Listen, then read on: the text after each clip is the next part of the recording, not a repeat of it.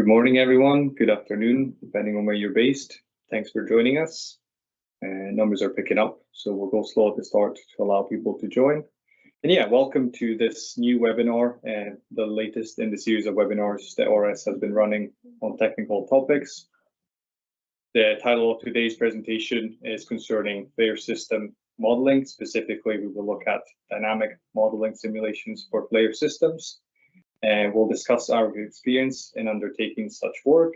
We will look at the common approaches and also the main benefits that can be gained from undertaking such a study. I am Dario Poza. I am a consultant with ORS Consulting, and I am based in our Aberdeen office, and I'm also joined by David today. Hi, my name is David Garden. I'm a chartered chemical engineer and I'm a senior consultant based in Aberdeen. Thank you very much. And I'll give you a brief overview of the company in a minute as well. So just before we dive into the presentation, this is roughly the agenda that we'll be covering today. So we'll start, of course, with the introductions, which we're halfway through already. Then we'll have an overview of what exactly is a flare system and what the flare system design entails, what the main challenges of these systems are. And then we will move on to the modeling of flare systems. And specifically, we will look at the main inputs that are required when doing so, what the methodology is that we apply. We will discuss the specifics for dynamic simulations of the flare system as well. Application of this, we will share from our experience of undertaking work for our clients, 2 case studies of flare dynamic model that we've done. And then we will summarize over the main benefits and have a bit of a discussion regarding what we've discussed today. And then finally, we will have a Q&A session. So please feel free to publish any questions that you might have as you go through the presentation. There's a dedicated section where you're allowed to post any questions or comments you may have. And we'll do our best to dedicate some time at the end of the presentation to address any questions that are put forward. So please feel free to contribute throughout presentation. We look forward to answering any questions that may appear at the end. Okay, so numbers are increasing. So yeah, I'll just give a quick overview. So ORS Consulting, we're an engineering consultancy company. We specialize in risk management and advisory services. As you can see from the map present on the slide, we are located in many offices across Europe. We have 2 offices in the UK. Today, me and David are joining from Aberdeen. We also have a Glasgow office. We then have many offices based throughout Scandinavia and Norway, Denmark, and Sweden. And we also have our latest location that was opened earlier this year in Izmir, Turkey. So we work as one team.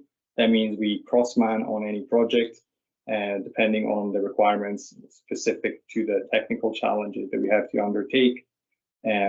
Both myself and David have a process engineering background, so we specialize in process engineering advisory, but we also undertake a suite of process safety studies, and we provide our input related to our experience. So hopefully we have people joining this webinar from many countries in Europe and beyond. So please reach out if you have any questions regarding today's presentation or other challenges relating to process safety and for your designs or operating plans, and we'll do our best to provide our support to you. Kicking things off then, so we will look at flare and vent systems. That is the topic of today's presentation. So in the first place, flare and vent system, it's a system of piping and specialized vessels, flare knocker jumps, for example, that are present on the majority of installations. And their task is that of collecting and disposing of fluids, which are relieved from the process. So they are a part of the majority of every offshore and onshore installation where pressure relief is required. Their operation is paramount to ensure the safety of the plant in question. The systems essentially are relied upon whenever there is potentially an emergency already happening at the plant. And so it is critical that we ensure that design of the flare and vent system is capable of dealing with any situation that could arise from an emergency relief demand of the plant. Most of the plants these days, the flare networks are quite complex systems. Often we have a single HP flare tip and potentially a separate LP flare tip present on the installation, especially offshore, which means that any relief that could happen on the plant has to be routed through the single tip available to dispose safely of the fluids. What this results in is a complex system where typically we have multiple large pipe ports that are called headers that have to collect tens of sources from locations all over the plant and collect these fluids potentially at the same time when we can have coincident events happening such as blowdown and relief events, and then commingle these sources and safely dispose of them via the flare stack.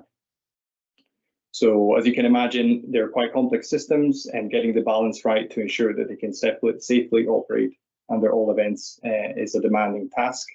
And so there are a suite of approaches that can be taken. We will discuss the main benefits of how these studies are usually undertaken. And today we will focus on where we can apply dynamic modeling, which is the sort of latest methodology available through new technology to unlock further potential of existing systems, as well as inform design making choices throughout the design process.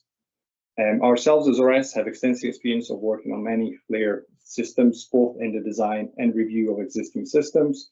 This includes industries such as oil and gas and LNG, but we've also worked with hydrogen production and many other industries across Europe and around the globe. Yeah, thanks, Dario. So I guess just to start with here, I'm going to give a sort of general overview of the various design considerations that go into designing and sizing flare systems. So first of all, as Dario mentioned, flare systems are required to relieve fluids from multiple sources, whether it be PSVs or blowdown valves or bursting discs across the plant. So I guess the first stage in design is estimating the relief loads. And in doing so, it's crucial to identify all relief scenarios, both emergency and operational across the plant. Some examples of these for emergency relief scenarios could be things like failure of equipment or external fire or blocked discharge on a vessel leading to overpressure. And typically this would go hand in hand with sort of the relief device sizing calculations, so your PSV sizing calcs and the like.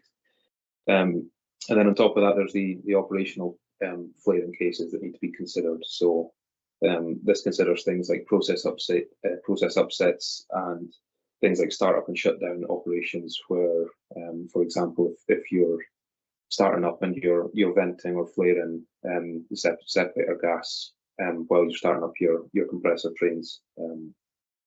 So once all scenarios are identified, the relief loads for each individual input to the flare needs to be calculated, and then the sort of headers and tailpipes would be sized based on these values. Another thing to consider is simultaneous relief scenarios. So it's important to do an assessment to see if multiple coincident relief events may occur, because essentially this will lead to a higher load on the flare system.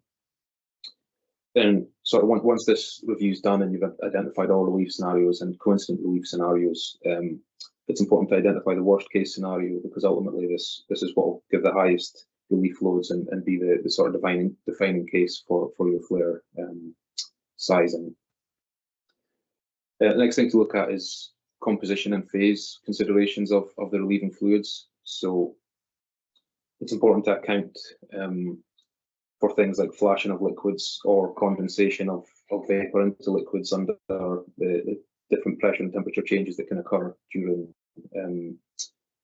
pressure relief events. This can lead to things. So, for example, if you've got liquids, expected liquids in the flare, this can lead to things like slugging happening, which is not desirable, because this can lead to pressure surges and hydraulic damage to the sort of piping and other equipment in the flare systems.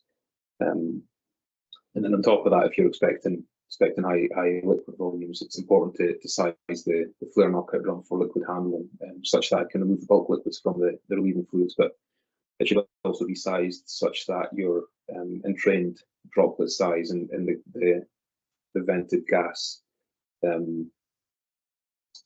is below a specified value set out in API 521. If it's inadequately sized, you can get liquid droplets going up the flare and being burned at the flare tip. And in extreme cases, this can lead to things like burn and rain. Following on from that, once the sort of relief cases and loads are identified, you look at the header sizing, so sizing of your headers and subheaders and tailpipes of your pressure relief devices. These need to be sized such to ensure that equipment is sized for peak flow rates to minimise pressure drop across the flare network. Dario briefly mentioned earlier that it's possible to have LP or HP flare networks. Typically, when you've got the process equipment with higher pressures, typically above 10 bar, these would be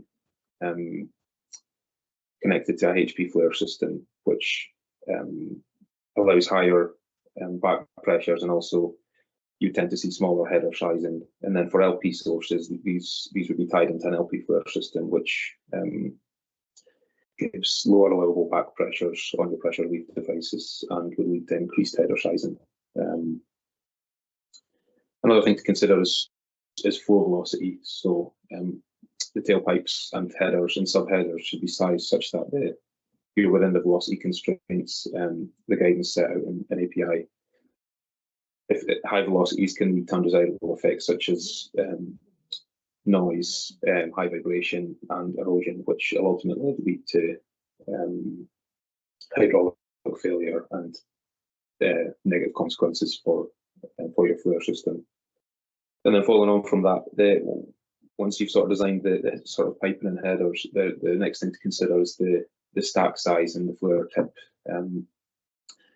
This is mainly due to ensure that flare gases can be safely dispersed, and the effects of radiation on the burning gas at the flare tip is such that it minimises radiation exposure to potential personnel working on the plant. This is more of a consideration for offshore installations where you've sort of got less space requirements, and there's a higher chance that the personnel will be exposed to radiation. And then also you've got to consider the flare tip, which, as mentioned earlier, whether it's an LP network or an HP network would determine the sort of flare tip that is selected for the flare design, with high pressure systems looking at more sonic flare types, and low pressure flare networks looking at more pipe type flare tips. And then following on from this, just continuing on that sort of stack design and radiation. Once all the inputs are known, it's possible to model and generate the radiation plots using a software such as FlareSync to determine the radiation emitted by the different emergency and operational relief scenarios.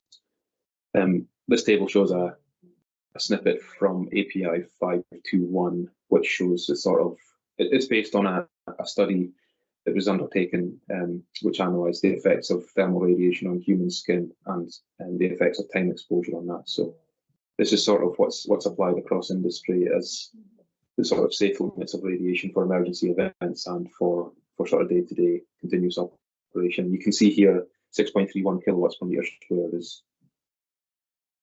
what a human can be exposed to, lasting up to 30 seconds, whereas for day-to-day operations it's right down at 1.58. So there is a time element applied to that, which is something we consider when we look at dynamic modelling. So I hope that gives just sort of a general high-level overview of some of the design considerations that go into size and flare and vent systems. Here at ORS, we've undertaken a number of flare studies, and we do so using various commercially available software, such as Aspen Flare System Analyzer, which is part of the Aspen Tech HYSYS suite. We've got Unisim, the Unisim Flare package, which is part of the Honeywell Unisim design suite. And then the SLB Symmetry software, which is what you can see here in this PFD. So it's the Symmetry software that we use to undertake dynamic flare modeling. You can see here a sort of general PFD of what a flare system would look like with the knockout drum and the flare tip. And then you've got the flare geometry, which would be inputted from isometric view, an isometric review. And this is sort of a typical graph that would be generated from a dynamic model, where you can see peak blowdown rates occurring at the top, and then as sort of pressure decreases in this system, you get this decay curve. But I'll pass on to Dario. Yeah, thanks. Thank you, David. So yes, everything that David's covered up until now is all of the key inputs and considerations when it comes to flare system design. And of course, also the review is the key aspects that we look at when we're trying to undertake a capacity assessment and the likes for an existing flare system. The interesting part, which is what many of you will have tuned into today's webinar for, I would imagine, is adding the dynamic aspect on top of your traditional flare system design, study, review, etc. So first of all, what is dynamics? You know, it's a buzzword that's often floated around in the simulation community, but when we talk about dynamics, for anyone that's not aware, we're discussing basically introducing the time dependence into what is already a familiar simulation model. So most facilities will have an existing process flow sheet, for example, that will have the key equipment, the vessels, separators for a production facility, for example.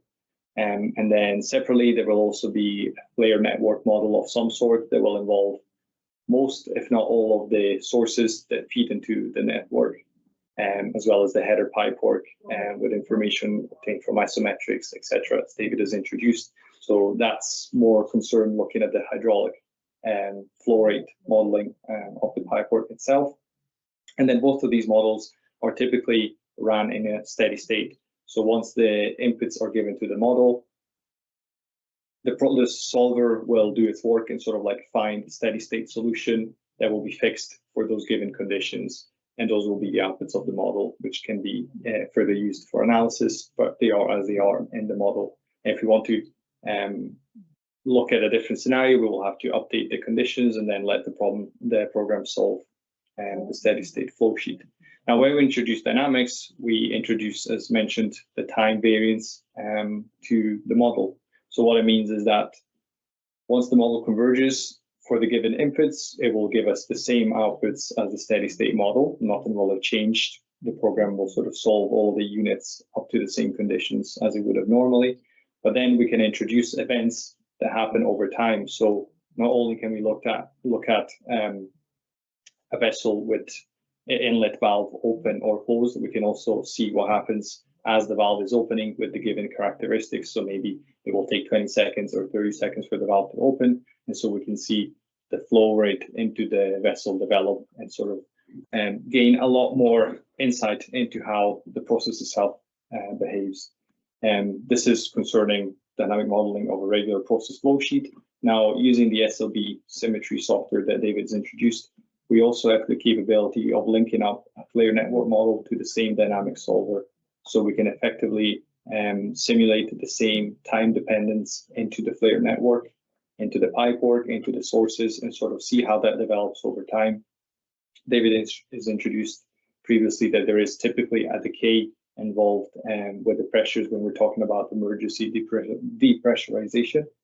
We have isolated segments the majority of the time for a blowdown event, for example. So there is a peak pressure that we're starting from, and then we're looking to reduce that pressure down. That is the aim of the blowdown and the flare system. And so you can imagine that there's quite a drastic change in conditions from the beginning of the blowdown, 5 minutes, 10 minutes in, and the properties change, the pressures change, the flow is changed. And so all of the consequences of those inputs will also be affected. And so with a dynamic model, we can investigate step by step what happens as we initiate certain events, certain blowdown segments, etc. So this is possible using the SLB symmetry software that we've introduced, and that lets us analyze sort of like this time variance. Not only does it let us investigate the dynamics of the FLAIR network model, we can also, if I just revert back to the image, we can also link the process flow sheet together with the FLAIR network. So I appreciate this is, so will come across quite small on your screens, but at the moment what we're showing in the screenshot is the flow sheet that contains the FLAIR network model. So it has all the PyPort from the sources into the headers, FLAIR knocker drum up to the FLAIR tip. Down here at the bottom left, you could also see that there's more tabs available on the screenshot. So this one here, the second one, is called process interface. This is actually the process flow sheet for the plant that we've analyzed in this case. So this is your typical HYSYS or Unison model that you will have seen that contains your vessels, your valves, heat exchangers, and the likes. And what we've done applying the software, we can link each one of the sources from the original vessel into the FLAIR network itself. And so what it means is that when we're then running the simulations, we're seeing the dynamic event occur in the process vessel itself. So there will be some dynamic there. For example, we can initiate a block tallow event, see how that builds up, and see how the relief demand starts to occur. And then we can follow it through into the network to see what impact has if multiple vessels might have, for example, a stagger blowdown. We can see how those demands come in at the different times they do, and what impact does it have on the overall hydraulics of the FLAIR network itself, and of course, what comes out of the FLAIR tip eventually. So that is what is possible to do with this software and what we've undertaken for a number of installations. We can take a step further. So if I just go back here, so we identify the hazardous scenarios. We would model these into the process simulation, the flow sheet, for example, the valve failures, etc. This will then feed directly into the FLAIR network as and when the PSVs may lift or we initiate a blowdown following a specific scenario. We can then take the peak and in fact, not only the peak, but the whole flow profile and things. And we can feed that forward into FLAIR Sim as well. So we can look at how the consequences update over the time of the event takes place.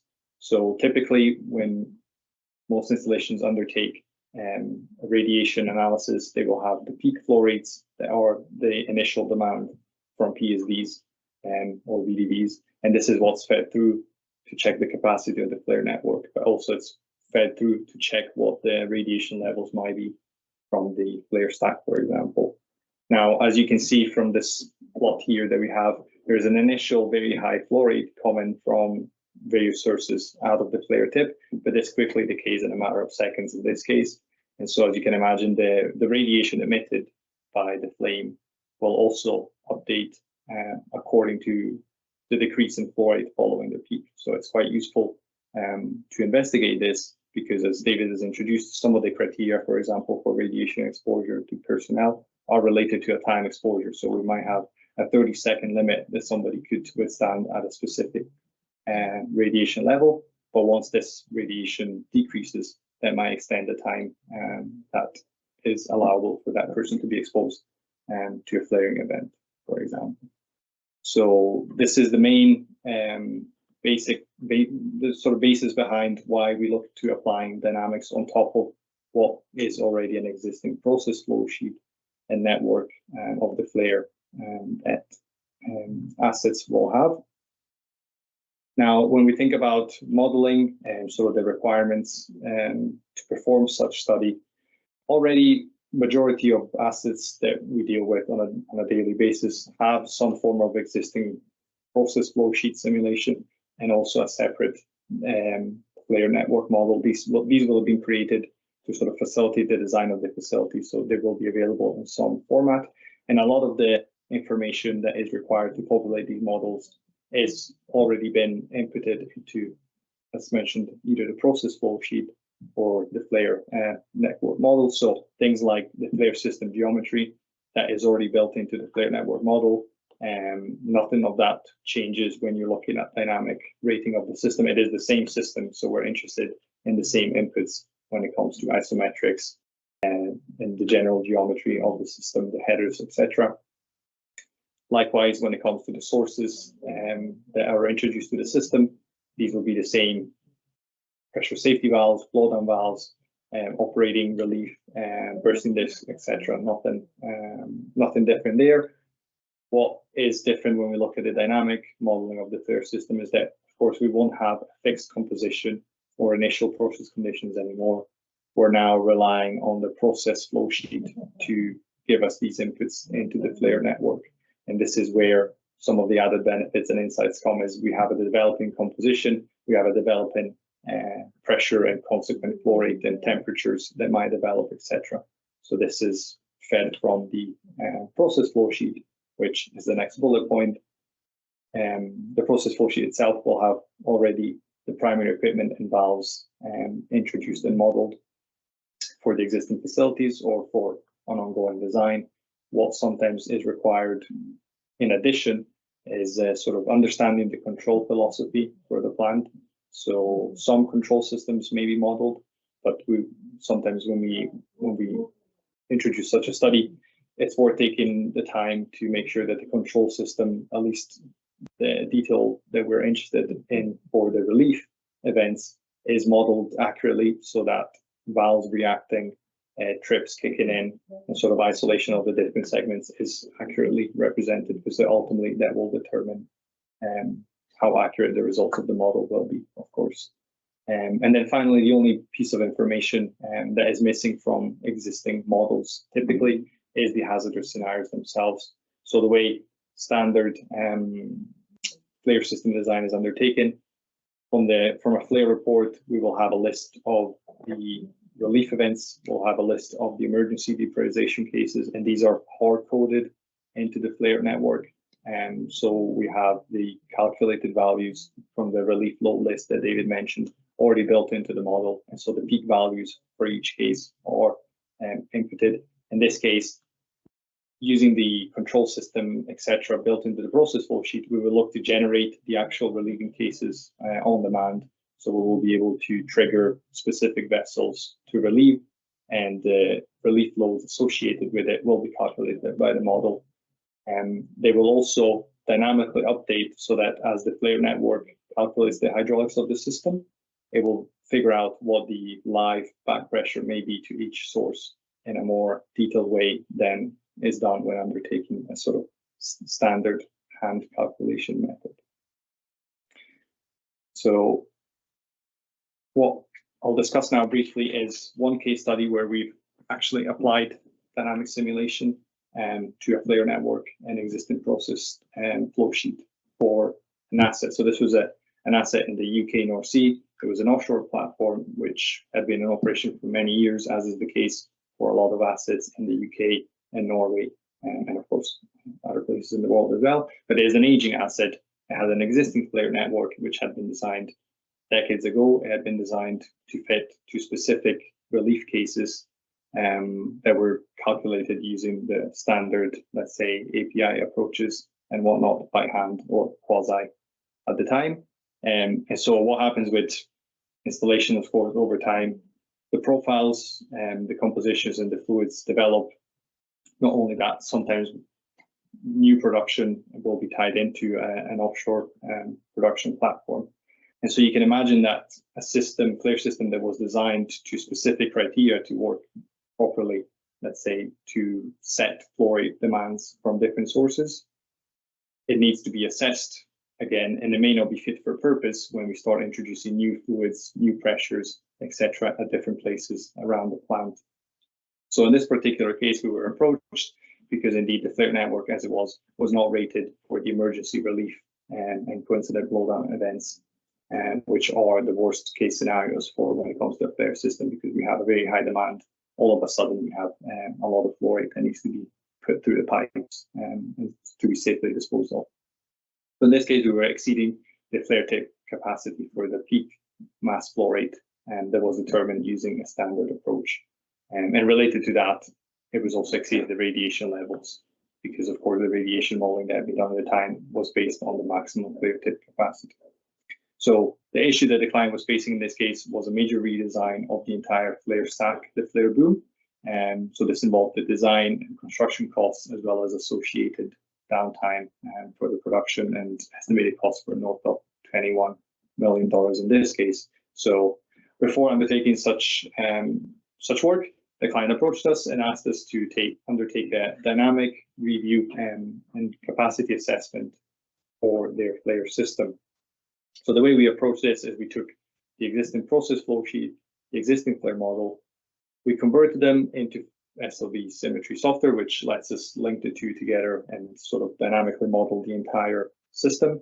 And we were also, because this is an existing platform, we were able to validate a few cases against historical blowdown tests that were performed. So this way, there was high confidence in the sort of results that we would get out of the model as well. What we then ended up doing is we undertook dynamic simulations of the cases that were found to exceed the capacity of the system of the flare tip and the radiation levels. And so we simulated these, we put all the inputs, and then what ends up happening is through the dynamic model, we can actually look at how the flow develops, the flow regime into the flare network, which was the missing piece previously. And what was found out through this analysis, that actually, because it was primarily a gas relief into the system, there are certain dynamics associated with gas flow in pipeworks. And so what we were able to demonstrate through the dynamic model and confirm is this effect that's known as flare packing, which is essentially a temporary accumulation of the gases within the network due to the compressibility of the gas. And what this means is that actually, rather than simply adding up all of the peak flow rates from the individual relief flows, which is the way that it may be commonly done without a dynamic model to understand what the demand would be on the flare tip capacity. As the model develops and the release occurs, the system itself will balance the pressures, the back pressures into the individual PSVs, BDVs, and it will actually give us the true, if you will, mass flow rate that will result at the flare tip following this packing event. So we have another value from what was originally calculated. And in this case, due to the packing effect, it was a lower value that was within the flare tip capacity of the system. Of course, we then went on to check that the blowdown times for the individual segments would not be affected by this sort of slowing effect due to the packing. So these are all things that can be investigated once the model is up and running. So the outcome of the study anyways is that the hydraulic packing was confirmed for some of the flare headers. We were able to develop the flow and pressure profiles for the pipework and demonstrate that the flare capacity of the tip would not be exceeded due to the initial peak inlet relief flow. And as the decay of pressure kicked in, of course, the mass flow rates followed alongside, so that the flare tip capacity was never exceeded throughout the duration of the blowdown, and also the associated radiation levels were lower than initially predicted, which meant that there was high saving, of course, in the design and construction costs. So that's one example of where we successfully applied dynamic modeling to a very difficult problem initially.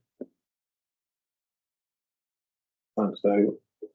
And I guess the second case study here was a project that we undertook where so this was for an offshore installation operating in the Norwegian sector, where we undertook some flare work and relief and blowdown modeling, and it was found that there was peak radiation levels exceeding the maximum exposure limits set out in API 521, using sort of the more traditional steady state approach. So what we did is we undertook an integrated flare modeling analysis where we linked the process system. So we built all the blowdown calculations in the Symmetry process software and integrated these with the Symmetry flare package, where we could determine a time varying mass flow rate of hydrocarbon gas at the flare tip for an emergency blowdown event. This is sort of illustrated here by the graph on the left, where you can see as blowdown's initiated, the mass flow of hydrocarbon gas peaks just above 50,000 kilograms per hour before quite quickly decaying as the blowdown event occurs and the pressure in the upstream systems is reduced. With the sort of integrated approach, you can, as Dario's mentioned a few times, you link the process flow sheet to the hydraulic flare model, which can also be interfaced with a flare sim model.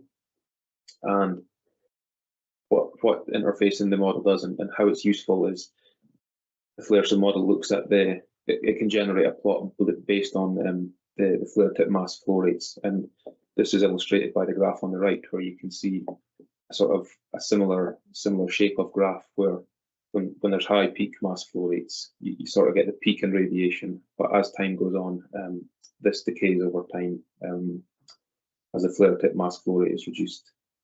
This is particularly useful if you look back to the guidance in API 521, where there's a time element on the amount of time that personnel can be exposed to radiation. You can see if the personnel has the potential to be exposed to an unsafe level of radiation for an extended period of time. I've got here steady state versus dynamic analysis. So in a traditional steady state approach, we would take the maximum flow rates and input those to the flare sim model. And typically we only get a snapshot in time, and that tends to be at the peak, where the peak mass flow rate is. And so often, although it's the worst case results, it can look a lot worse than what's happening in reality when you sort of add the time varying aspect to it.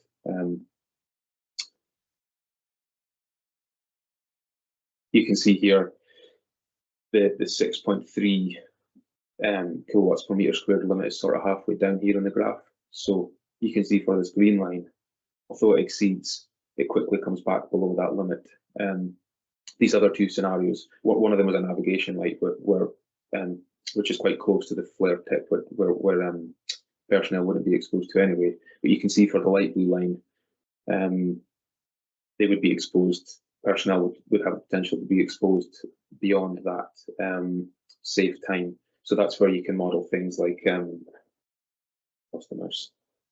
You can model things like staggered blowdown to put a delay on certain blowdown valves. And what you would typically see is an initial peak with a decay, and then after the delay and the staggered blowdown, you'd see a second peak, and that sort of graph shape would translate into the radiation curve as well, and it can be really useful for things like that. And I'll pass back to Dario just to sort of round off. Yeah, perfect. Thanks so much. So yeah, those are two relevant case studies that hopefully showcase some of the capabilities and benefits that can be gained from undertaking dynamic analysis of a flare system. Of course, there can be ways to undertake similar analysis with multiple steady state models and sort of an iterative process, which is essentially a manual way of running dynamics. I guess the key benefit from undertaking the work required to build the dynamic model and validate it is that we can really fine-tune a lot of aspects and sort of like quickly, once the model is up and running, check different scenarios and adjust as needed. So the first point to sort of conclude from what we've discussed today is that when it comes to steady state analysis, we're generally following industry guidance such as API. We're making conservative assumptions because we want to consider the worst case scenario. For example, when it comes to the radiation, we want to consider the peak because that is the value that at some point will be the personnel will be exposed to. So we have to account for the worst case scenario. But of course, and doing it this way, as you can hopefully tell by some of the examples that we've presented, we can end up over or under predicting certain physical phenomena that may occur by taking a snapshot of what the real event may be. And of course, also the interaction between different sources is also more difficult to narrow down on a static approach. And so we have to build a lot of conservatism into our assumptions and into our calculation methods. This is not a bad thing. Conservatism is always, of course, good, especially when it comes to a key process safety piece of equipment like the flare system. And generally we would agree that this is a good approach to undertake as a first pass during the design phase, as well as, of course, for greenfield designs where we have a lot more freedom into the design constraints for the system. When it comes to existing assets, which is what we tend to work with a lot these days, legacy late life assets, of course, the design was fixed 10, 20, 30 years ago, so there's not much that we can do to change that design, or we can influence it as it is. We can undertake very expensive brownfield modifications. Sometimes that may be possible, but sometimes that might completely neglect the point of sort of introducing maybe more production or undertaking other changes that may help streamline or unlock additional capacity in the process. So the design system is largely fixed. It is what it was. It is what it is, and it is what it was fixed at the time. So really, this is where introducing additional insights by undertaking dynamic modeling of the existing assets can really benefit greatly to unlock additional capacity. The capacity will already be built into the system. What we're undertaking with the dynamic analysis is a more detailed assessment of what the actual phenomena that take place are, and so that we can safely and confidently demonstrate that, yes, it may be possible to introduce higher loads into the system, or it may be possible to change certain blowdown scenarios because maybe we can't reach the criteria for depressurization. And so, as David has introduced, we can look at things like staggering the blowdown and many other scenarios. So that's where really the main benefit from undertaking dynamic analysis on top of the standard methods comes in. And this is summarized well in the third point, I guess, is that dynamics gives us an insight into what is the magnitude of some of the violations that we may encounter. So taking radiation as an example, how much we can figure out quickly how much we're exceeding the radiation criteria by, but sort of like what is the duration over real time and what is the real impact of a potential violation on the equipment and the surroundings. Yeah, so there is some guidance available in API 521 when undertaking dynamic simulations. There is section 4.3.3 and some others that point at a more realistic assessment of flare relief loads and flare hydraulic assessment. Undertaking dynamics, and there isn't a lot of guidance available. So what needs to be done when undertaking an assessment of this type is to, of course, implement best practice and also spend a bit more time looking at the scenarios and determining the conservative assumptions to be taken through into the modeling, so that we can ensure that the system that we're investigating will maintain functioning correctly and safely to perform its function. So yes, hopefully that was a good overview of dynamic modeling of flare system design and some of the approaches and some of the benefits. Now I think we have some time left, and hopefully we've received some questions. So we will just take a minute to have a look at your questions and then just try and answer them. And please feel free, if you come up with any comments in addition to what has already been added, just populate them in and we'll try and give an answer to everybody. So I guess I can take this first one, which is what are the possible gas testing practices at flare area? How we can measure emitted gases, their types at the flare area? So I'm not 100% sure what you mean here, but I guess in terms of the modeling techniques that we would use, this is sort of determined by the inputs in the process flow sheet. So when we're setting up the model, you would input the process fluid composition and the operating conditions and such, and then that, I guess, the composition is fed through the flare system, and then there's also functionality in the system to sort of get fluid characteristics of the gas emitted at the flare tip. So that will feed back composition, molecular weights, flow rates, and other physical properties, which can be exported into the flare software. So I'm not sure if that answers that question or not, but I guess in terms of when we're looking at modeling flare systems using the Symmetry software, that's sort of predetermined by what you input in the process model. It's all fed through the model right through to the flare tip. Yeah, definitely. And I guess just to add on, like another point is that with the dynamic simulation, we can pause at any time and query what the composition may be at different points in the system or at the flare tip specifically. So you would have that sort of development profile as well, which could be useful depending on, maybe if you want to follow up with what the issue may be, we could help understand better what the best application might be for you.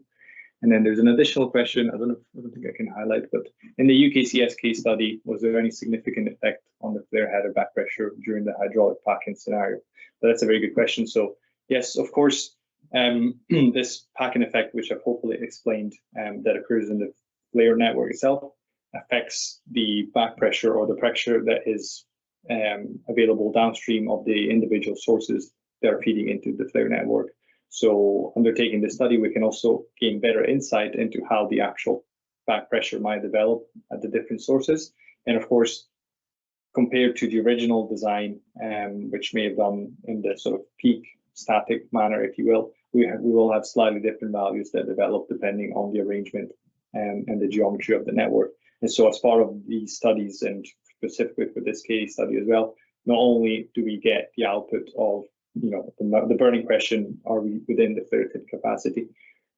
That is answered fairly easily, I suppose, with the given scenarios, but then we can spend more time, which we've done in this case, for example, tuning the individual, for example, blowdown times for each segment.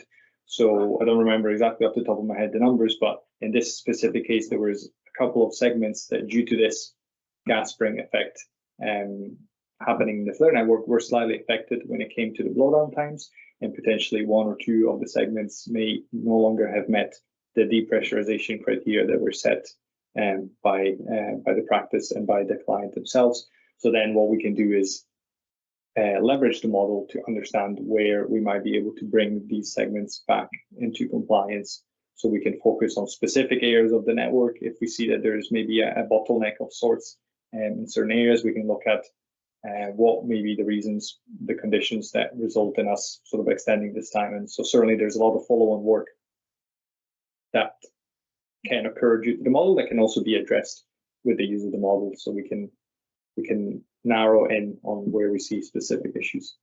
So hopefully that answers that question as well.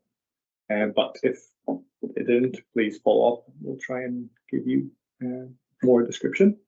And then Nizar's kindly posted a few of our links, so feel free to contact us. There's also our emails showing just now on the screen. So feel free to reach out after this session if you have any specific questions. We can take a quick chat and we can discuss the problem. So thanks a lot for joining so far anyways. We'll wait another minute or two to see if any more questions come through. We hope that this was helpful in getting an understanding and into flare system and that modeling specifically. So thanks very much for joining us today, and wishing you a great day, the rest of the day. Thank you.